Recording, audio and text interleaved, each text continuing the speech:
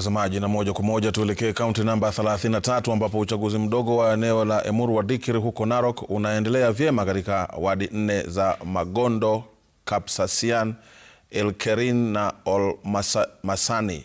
Hata hivyo, ajenti mkuu wa chama cha DCP Cheruiyot Leonard anadai kuwa baadhi ya maajenti wa chama hicho waliondolewa kwenye vituo vya kupigia kura.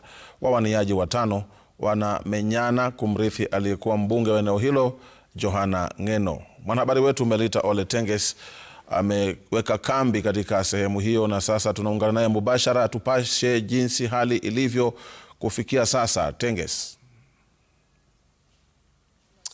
Naam, barabara kabisa Swale, ni kama ulivyosema hapa katika eneo bunge la Emurua Dikir uchaguzi mdogo umekuwa ukiendelea, lakini kufikia sasa tumepata taarifa kwamba hali ya taharuki imetanda katika baadhi ya maeneo. Nazungumzia eneo la Chelemei, Kiribwet na Olbobong ambapo kumekuwa na hali ya mshike tu wakati ambapo kuna watu ambao wamewavamia maejenti wa chama cha DCP. Mmoja wao amejeruhiwa na kufikishwa katika hospitali hapa Dikir, na tunapata taarifa kwamba ni matukio ambayo yametokea mwendo wa saa 5 saa 6 hivi, na mwanahabari mwenza Ruben Motochi anafuatilia taarifa hiyo kwa karibu. Bila shaka tutakuwa tunawajuza watazamaji wetu mengi zaidi hapo baadaye. Tumezungumza na Vincent Rotich ambaye anawania kiti hiki cha Emurua Dikir kupitia chama cha DCP, ambaye amezungumza na kusema kwamba kuna tetesi kutoka kwa wafuasi wake kwamba walikuwa wanafungiwa nje ya baadhi ya vituo vya kupigia kura pamoja na maejenti, na kupelekea kwa kuwa na vute ni kuvute hiyo ambapo agenti mmoja alijeruhiwa. Kwa hivyo vile vile tutakuwa tunamtafuta David Keter ambaye ndiye mwaniaji wa chama cha UDA, vile vile kupata taarifa yake na semi zake kuhusu matukio hayo. Katika muda usiokuwa mrefu tutakuwa tunaungana naye, tutakuwa tunazungumza naye. Lakini kando na hayo Swale, shughuli nzima ya upigaji kura imekuwa ikiendelea bila wasiwasi katika vituo vingine vya kupigia kura.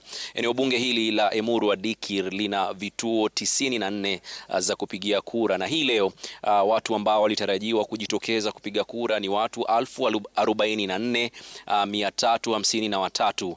Lakini taarifa ambazo tumezipata kutoka kwa wasimamizi wa IEBC katika vituo tofauti ni kwamba watu ambao wamesajiliwa katika vituo hivi hawajajitokeza kama ilivyotarajiwa. Kwa mfano, katika kituo hiki cha kupigia kura cha Cheramkoi, watu ambao wamejitokeza ni 235 kati ya 735 waliosajiliwa hapa.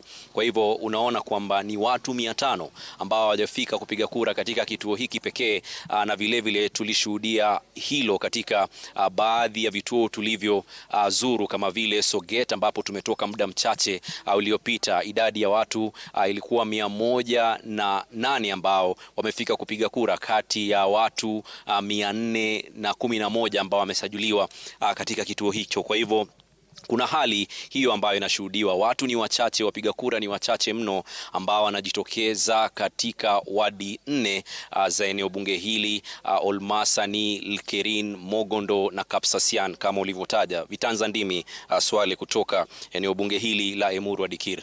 Vile vile Swale, mjane wa mwenda zake mbunge wa eneo aliyekuwa mbunge wa eneo hili Johana Ngeno, Naian Tutu amekwisha kupiga kura katika eneo la Mogondo.